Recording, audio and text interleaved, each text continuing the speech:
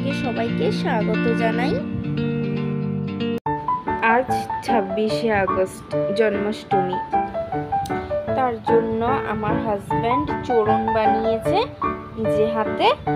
রাত 12টা বাজে এখন। আমার গোপু সোনার জন্ম হয়েছে। এখন আমার হাজব্যান্ড পুজো করতে বসেছে, সব গয়নাগাটি বের করেছে গোপু সোনার জন্য। আর গোপু সোনাকে এখন ঢেকে রেখেছে। একটু পর স্নান করাবে, তারপর ড্রেস পরাবে, গয়নাগাটি সব পরাবে। আমার হাজব্যান্ড এখন আমার গোপু সোনাকে স্নান করাচ্ছে।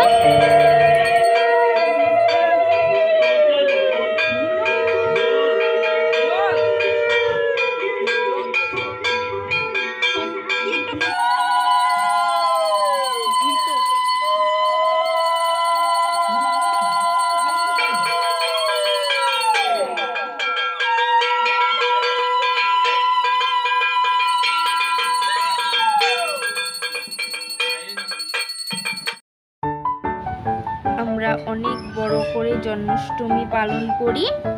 এইবার 9 বছর হলো।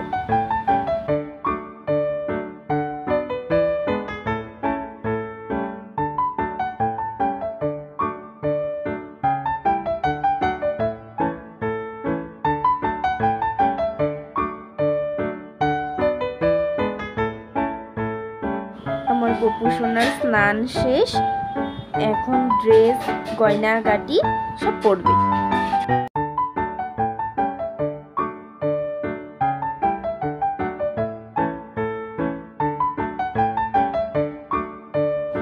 আমার হাজবেন্ড গোপু সোনাকে গয়নাগাটি পরিয়ে দিয়েছে, আমাকে বলেছে জামাটা পরিয়ে দিতে, তাই জন্য আমি জামা পরিয়ে দিচ্ছি।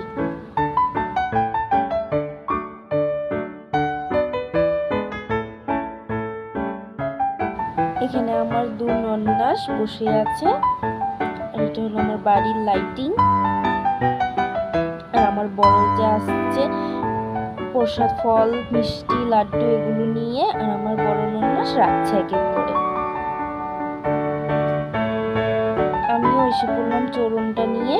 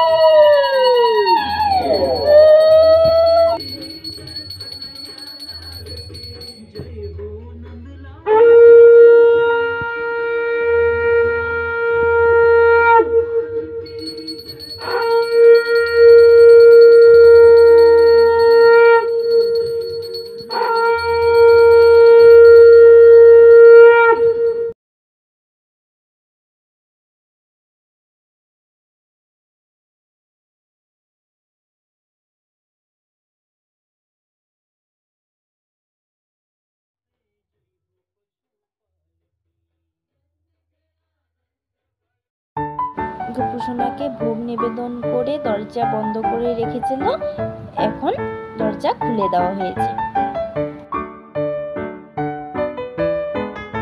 আমার বড় নন্দাস এখন প্রণাম করবে। আমরা সবাই এখন এক এক করে প্রণাম করব। আগে বড় নন্দাস করবে, তারপরে আমরা সবাই করব। आनंद उमंग भयो जय हो नंद लाल की। आनंद उमंग भयो जय हो नंद लाल की। जय हो नंद लाल की, जय यशोदा लाल की।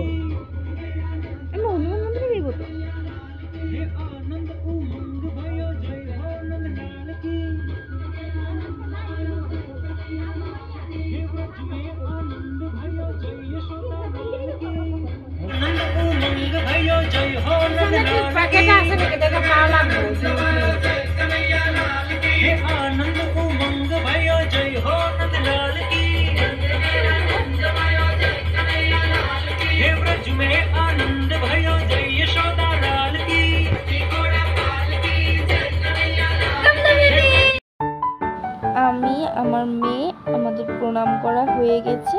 এখন আমার হাজব্যান্ড গপু সোনাকে দোলনাতে উঠিয়ে দলিয়ে দিচ্ছে।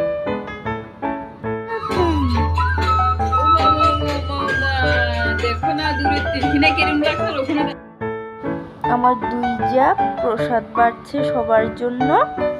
আমরা প্রসাদ খেয়ে তারপর আমাদের পাশেই হনুমান মন্দির, ওখানে জন্মাষ্টমী হয়, ওখানে যাব।